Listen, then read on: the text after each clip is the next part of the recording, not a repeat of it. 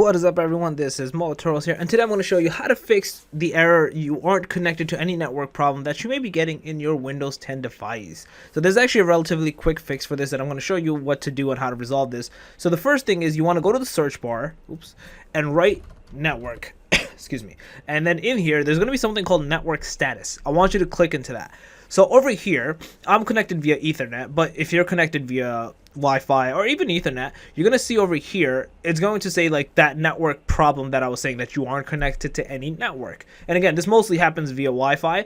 So what you're going to do is there's something at the bottom left called network reset, and you want to actually do this section. So if you see over here, it says this will remove then reinstall all of your network adapters and other networking components back to their original settings. You might need to reinstall other networking software afterwards, such as VPN clients or whatever. Your PC will be restarted. You want to press the reset now button.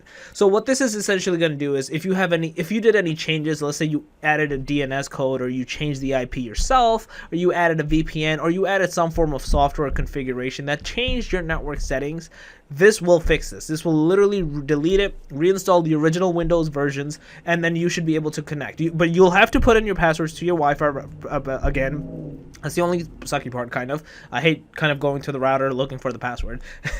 But that's the only thing you'll have to do. Other than that, this is just going to basically give it a fresh start. Sometimes people do it on their iPhones. I've done that before as well, you know, just like a network reset to basically clean it up, make it fresh and whatnot. Similarly here, a lot of people usually do download softwares and components that changes your network settings, and you don't want that. So just doing what I mentioned will kind of actually fix this, and then you should be good to go. So yeah, that's basically it. If you guys have any comments, questions, concerns, just let me know in the comment section below. More than happy to help you guys out. If you guys overall like this video, please smash that like button, helps a lot. And if you guys are new to the channel, make sure to subscribe and click that notification bell. Other than that, more tutorials out. Peace.